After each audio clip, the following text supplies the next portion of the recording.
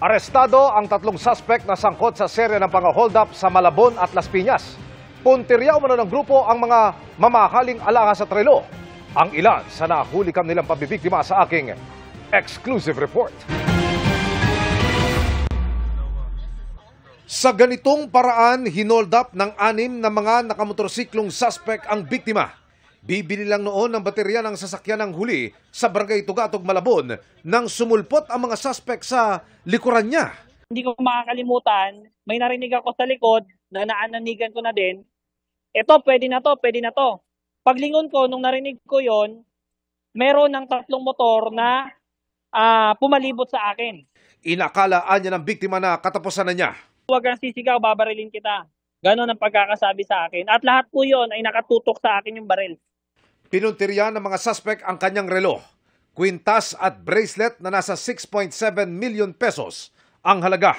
Yung 6.7 million hindi naman galing yun sa madaling pamamaraan. Yun po ay pinagpaguran, pinaghirapan sa 4 na taong pagninegosyo at hindi naman din ako anak ng o galing sa mayamang pamilya. So lahat yun ay pinagpaguran. Bago ang insidente ay na-videohan din ang pang-hold up din ng parehong grupo sa mga customer ng isang kainan sa Barangay Longos, Malabon. Alakas din ang mga customer ang pinuntirya. Ilang araw mula nang maganap ang mga hold-upang ito.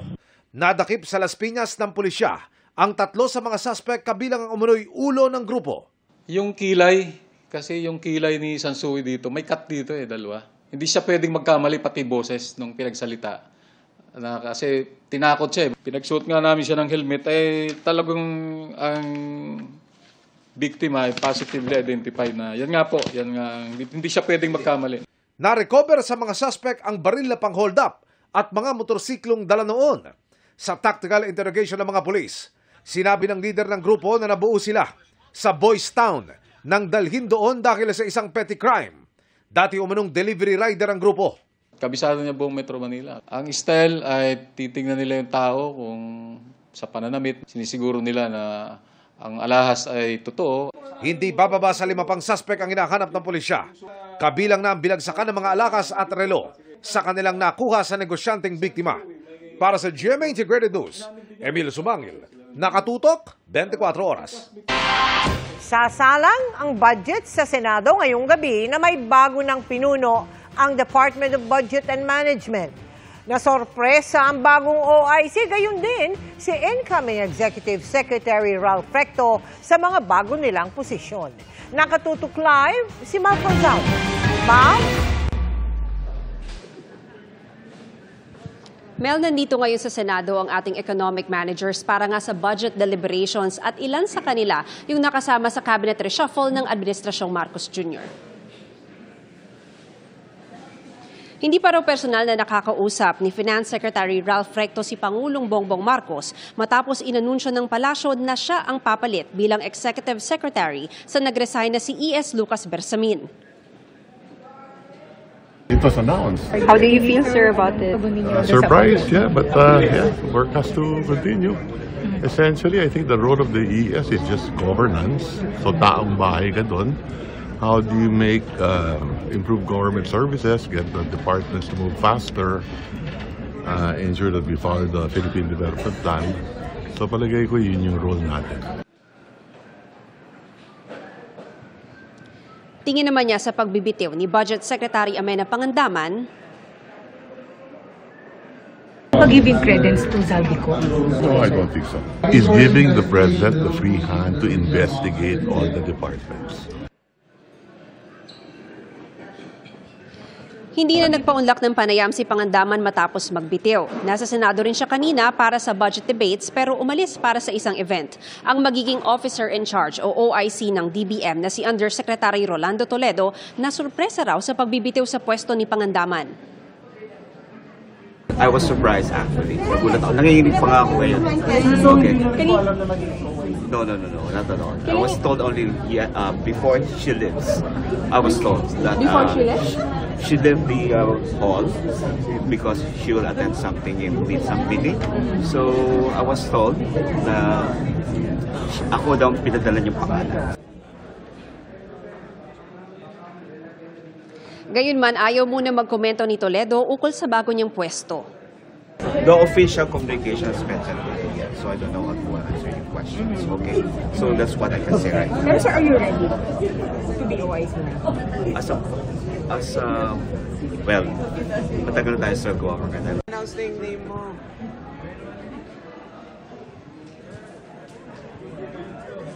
Inaasahang sasalang sa budget debates ngayong gabi ang DBM. Si Toledo muna ang haharap sa Senado kasama ang ibang senior USEC ng Kagawaran.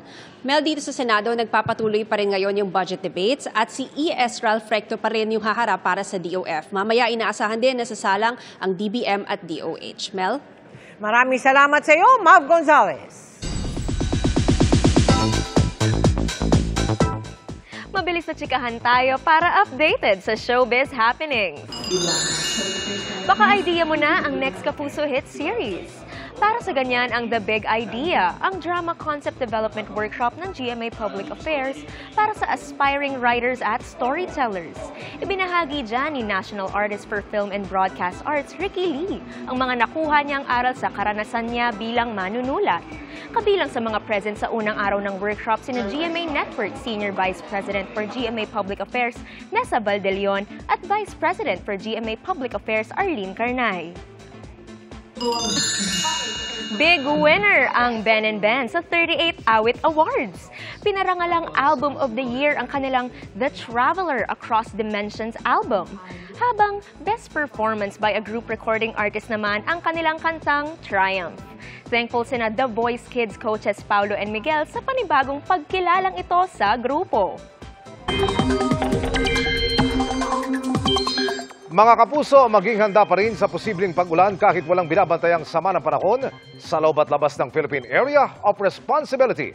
Dahil yan, sa tatlong weather system sa bansa ayon sa Pag-asa, ang Intertropical Convergence Zone o ITCZ, nagpapaulan sa Mindanao at Palawan, easterlies naman sa iba pang bahagi ng Luzon at Visayas, habang northeast monsoon o amihan sa Ilagang Luzon sa datos ng Metro Weather. Mataas ang tsansa ng ulan sa Palawan bukas ng tanghali. Asahan ang kalat-kalat na ulan sa iba't bahagi ng Luzon pagsapit ng hapon na posibleng lumakas sa gabi. Sa hapon din magiging maulan sa Visayas, lalo po sa Negros Island Region at Samar and Leyte provinces. Sa Mindanao, posible ang malawakan at matinding bugos ng ulan kaya maging alerto sa banta ng baka at landslide. Sa Metro Manila, maghanda sa posibilidad ng localized thunderstorms kaya huwag kakalimutan ng payong. May nakuha uling mga hinihinalang buto ng tao at ilang damit sa Taal Lake.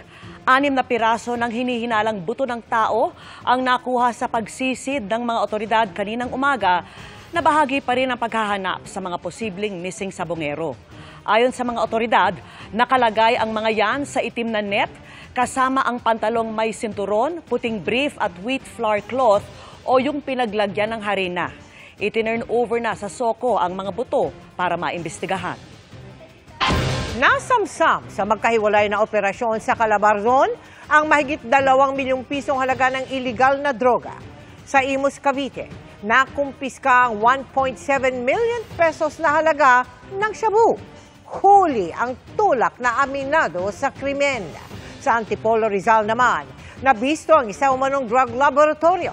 Nakuha ang nasa 900,000 pisong halaga ng shabu mula sa isang Korean-American national at umano'y caretaker ng laboratory. Patuloy namang tinutugis ang isa pa nilang kasama na nakatakas. Maharap sa asunto ang mga nahuli. Mga kapuso, problemadong dumulog sa inyong kapuso action man ng isang employer. Hindi umano kasi kumarga ang 3 buwang hulog niya ng kontribusyon sa PhilHealth para sa mga empleyado.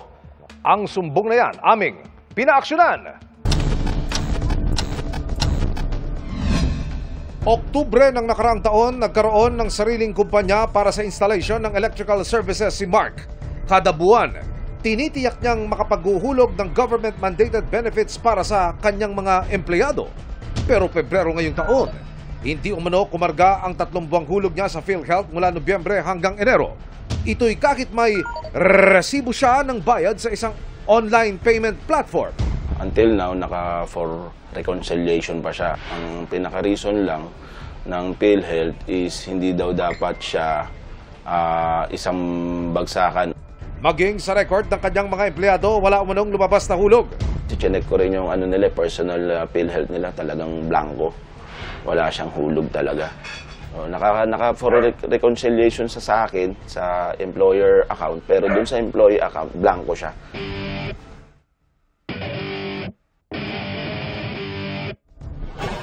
Dumulog ang inyong kapuso action man sa PhilHealth. Ayon sa PhilHealth, bagong lunsad lang noon ng pagbabayad sa pamamagitan ng naturang payment platform. Nagkakaroon po ng problema, lalo na po dun sa mga premium payments po na nahuhulugan for several months. Kasi po under our policy po for employed sector, ang pagbabayad po ng monthly contribution ay per month per resibo po. Sa ngayon ay naisaayos na raw ang sistema sa naturang online payment platform. May option po siya, may drop-down po siya na pwede niyang bayaran from a certain applicable period. So by March po, wala na pong ganun drop-down for employed sector po. So na-resolve na po siya. Naitama na rin ang record ng hulog ni Mark sa PhilHealth bilang employer, maging ang record ng kanyang mga empleyado. Sa Action Man, siyempre tuloy-tuloy lang yung pagtulong natin. Mission accomplished tayo mga kapuso. Para po sa inyong mga sumbong, pwedeng mag-message sa Kapuso Action Man Facebook page o magtungo sa GMA Action Center sa GMA Network Drive Corner, Samar Avenue, Diliman, Quezon City. Dahil sa anumang reklamo, pang-aabuso o katiwalian, tiyak, may katapat na aksyon sa inyong Kapuso Action Man. Mga kapuso, habol na po sa pagpapakarga dahil may malaking dagdag presyo sa produktong petrolyo bukas po yan. Simula alas 6 bukas, parehong piso at 20 sentimo ang itataas ng presyo ng kada litro ng diesel at gasolina. Wala pang anunsyo ang iba pang kumpanya ng langis. Samantala, walang taas presyo sa kerosene dahil sa ipinatutupad na nationwide price freeze. Samantala, pinuna ng mga lider sa Kamara ang mga butas umano sa mga pahayag ni Zaldico na nagdadawit kay Pangulong Marcos sa umano'y budget insertions. Nakatutok si Tina Panganiban Perez.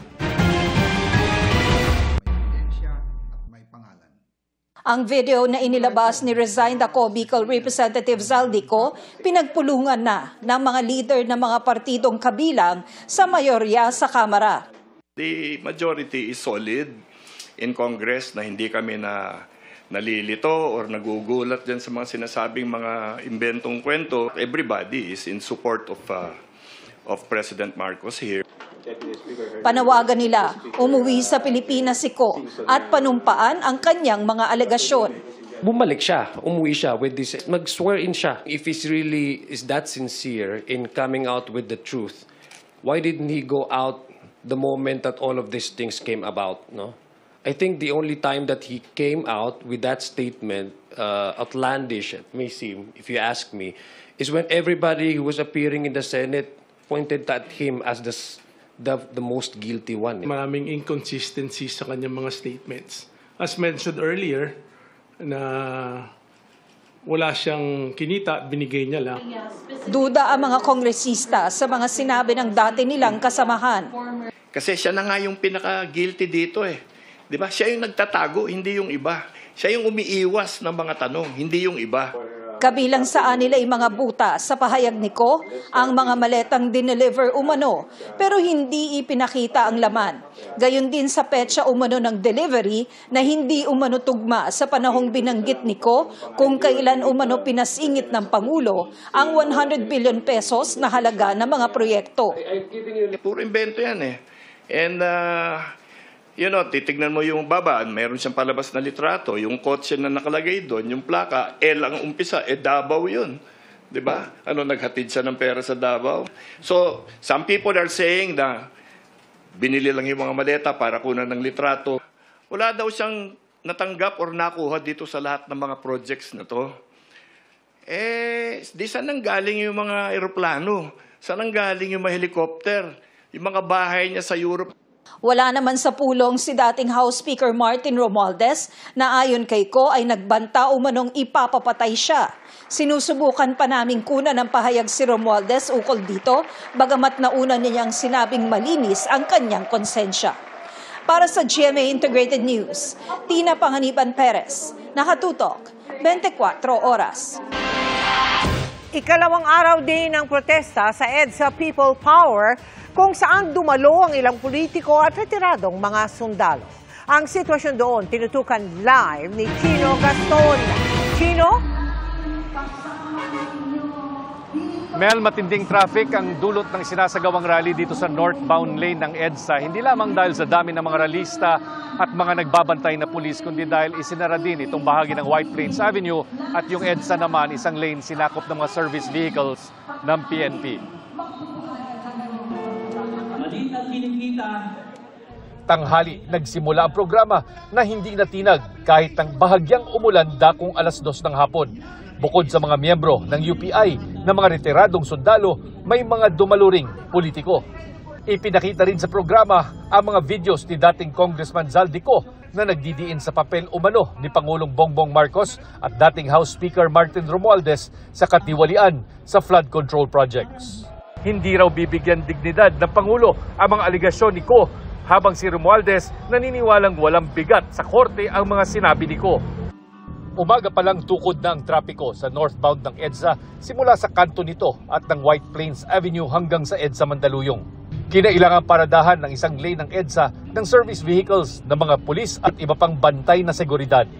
May rerouting din dahil sarado ang bahagi ng White Plains Avenue mula sa Corinthian Gardens hanggang EDSA.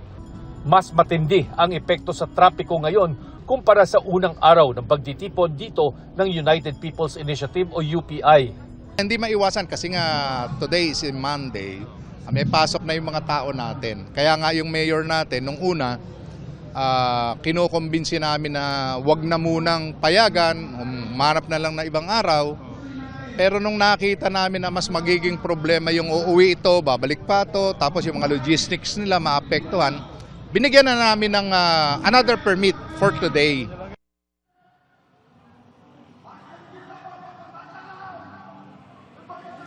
Mel, sa datos ng PNP ay umabot daw sa 3,000 ang dami ng mga ralista sa kasagsagan ng kanilang programa kanina. Pero hindi pa malinaw sa Quezon City government kung babalik pa rin ba bukas dito ang mga ralista o kung magsasanib puwersa na sila para doon sa huling rally sa Quirino Grandstand. Gayunpaman, binibigyan sila ng palugit dito sa may People Power Monument na manatili hanggang 10:00 ng gabi. Mel. Maraming salamat sa iyo, Chino Gaston.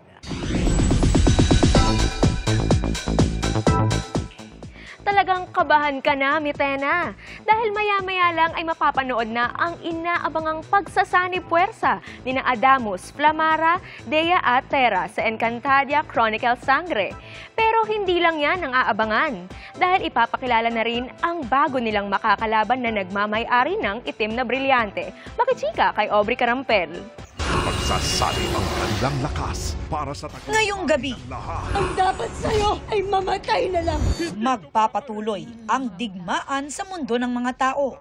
Kung roller coaster ang mga ganap noong Biyernes, mula sa heartbreaking na pagkamatay ng lolo ni Tera na si Javier.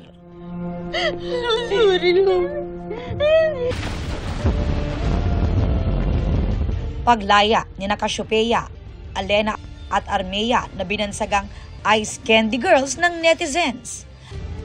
At hanggang sa muling pagtatransform sa warrior outfits ni na Alena at Danaya. Tapos ano ginagawa mo? Kakailangan mo to. Pero sa episode mamaya, makikita na ang inaabangang pagsasanib puwersa ni na Adamus, Flamara, Dea at Tera para matalo si Mitena. Sa teaser pa lang, marami na ang nag-aabang sa Tera Pro Max version. Pero may isang mahalagang karakter na magbubuwis ng kanyang buhay. Sabi ni Tera Bianca Umali. Definitely hindi pa lahat. Mahaba-haba pa to. Wala pa man yan. Nagimbal na ang Encantadik sa panibagong revelasyon. Siya si Gargan ang nagmamay-ari ng itim na brilyante. May paparating na naman kasing makapangyarihang nilalang sa Encantadia na bagong makakalaban ng mga sangre at maghahasik ng dilim sa Encantadia. Siya si Gargan, ang bathala ng kadiliman, kaguluhan at pagkawasak at nagmamay-ari ng itim na brilyante, naggagampanan ng aktor na si Tom Rodriguez. Mawawasakin ko ang lahat ng iyong nilikha! patalang itim. Oo. Basta magkakaroon ng bagong kaaway, magkakaroon ng bagong kalaban. Napakarami pa namin kakaharapin. Hindi lang sa Encantadia, syempre, sa mundo rin ng mga tao. Abangan na lang natin kasi napakaraming bali ng ginawa ng Encantadia ngayon, napaka-risky. Pero abangan na lang ng mga Encantadix ito. Aubrey Carampel, updated sa showbiz happenings. Day 2 ng Transparency at Accountability Rally ng Iglesia ni Cristo. Ilang personalidad ang nagsalita sa entablado, kabilang ang kapatid ng Pangulo na si Senador Amy Marcos. At mula po sa Maynila, nakatutok live si Jonathan Anda. Jonathan. Vicky, katatapos lang dito ng programa at umaambon na ngayon, pero ang dami pa ring tao dito sa Day 2 ng 3 araw na INC Rally sa Quirino Grandstand. Mga kababayan, mga kapatid. Kung kahapon, umabot ng 650,000 ang mga tao rito sa INC Rally ayon sa Manila Police District. Ngayong araw, as of 6 p.m., umaabot na ito sa 600,000. Marami sa mga narito sa Quirino Grandstand ang nagpalipas na rito ng gabi. Ilang personalidad din ang nagsalita sa entablado, kabilang si dating COMELEC Commissioner Rowena Guanzon. Sinagot naman ng INC ang sinabi kahapon ng mga Duterte supporter na nagtipon sa Plaza Salamanca na hindi sila pinayagang makisali sa INC rally sa Luneta dahil sa mga banner nila na BBM resign. Ayon sa tagapagsalita ng INC na si Ka Edwil Zabala, welcome naman sumali sa kanila kahit hindi miyembro ng INC basta hindi lang lilihis sa panawagang transparency, accountability at justice. Sa rally ng INC, wala kaming nakitang mga placard na BBM resign, hindi tulad sa hawak kahapon ng mga Duterte supporter. Kahapon pa lang ay nilinaw na ng pamunuan ng INC kung ano ang mga hindi raw nila sinasang-ayunan. Hindi tayo sang-ayon sa revolusyon. Hindi tayo sang-ayon sa revolutionary government. Hindi tayo sang-ayon sa coup d'etat. Hindi tayo sang-ayon sa snap election. Magkasakit. Alright? Sige po, enjoy na rin po Vicky, natin ang kanina lang ay nagsalita rin sa entablado si Senadora Amy Marcos at hayagan niyang binatikos ang kanyang kapatid na si Pangulong Bongbong Marcos. Narito pakinggan natin. Batid ko na nagdadrag siya. Nalaman ko at ng pamilya. Nalaman ng pamilya. Seryoso ito. Noong 2016, kasabay ng kampanya ni dating Pangulong Duterte laban sa droga, lumabas ang pangalan ni Bongbong sa listahan. Nakasama siya sa listahan ng mga celebrities. Masinsinan kong kinausap si Pangulong Rodi. Halos manikluhod ako. Sinabi kong ayon sa kapulisan, dapat unahin, usigin ang mga pusher at saka na lamang sagipin ang mga user. Naligtas si Bongbong. Sinusubukan ng GMA Integrated News na makuha ang panig ni Pangulong Marcos at ng palasyo ukol sa sinabi ng kanyang kapatid. Pero nang akusahan siya noon ni dating Pangulong Rodrigo Duterte ng pagdodroga, sabi ng Pangulo noon, posibleng impluwensya lang ng fentanyl ang nabanggit ng dating Pangulo. Tumanggi rin ang Pangulo noon sa hamon na magpa-hair follicle test ng dati niyang Executive Secretary na si Vic Rodriguez. Vicky, sabi ng INC kaya 3 araw yung ginawa nilang rally ngayon para daw makapunta o makasama yung kanilang mga miyembro mula sa mga malalayong lugar. Yan muna ang latest mula rito sa Quirino Grandstand. Balik sa iyo, Vicky. Maraming salamat sa iyo, Jonathan Andal. Kinilala ng prestigyosong 2025 Association for International Broadcasting Awards o AIBs ang ating kasama sa 24 oras, si Vicky Morales. Panalo rin ang The Atom Aurelio Specials ng GMA Public Affairs. Nakatutok si Salima Refran. Mula sa paghahatid ng pinakasariwang balita mula sa Vatican, nang pumanaw si Pope Francis. At hindi lang dito sa Vatican. At sa pagpili ng bagong Santo Papa. Ang siyang magsisilbing altar para sa Magandang umaga, Pilipinas! Hanggang pagtutok sa resulta ng 2025 midterm elections. Hindi po tayo bibitiw sa pagbabalita. Ako po si Vicky Morales at mga kapuso, 16 na tulog na lang eleksyon. At pagsilip sa kalagayan ng mga pinakamaliliit nating kababayan. Sa biyaheng totoo. Sa special news documentary na Biyaheng Totoo. Sana sa eleksyon 2025. Finish the seats noong huli nila eleksyon. Ang bilangan ng vote. Samantala sa ikalawang bahagi, ang pagbabalitang mapagkakatiwalaan at may puso ang tatak ni 24 Oras anchor Vicky Morales. But how powerful will they? Ano nga ba? Yan din ang dahilan kung bakit si Vicky ang tinanghal na Presenter of the Year sa prestihiyosong Association of International Broadcasting Awards o AIBs sa London. Ang parangal na ito tumapat sa ika-35 taon ni Vicky sa industriya. From the bottom of my heart, a huge thank you to our generous colleagues at AIB for such a great honor. This is definitely a career highlight for me, as well as the conclaves I've covered over the course of my work. You know, all around the world, we cover stories that make us angry, sad, triumphant, and glad. But our job as journalists is to harness all these emotions and turn them into positive action, whether it's rallying a nation to stand up to corruption or urging them to move to safer ground to seek cover from a super typhoon.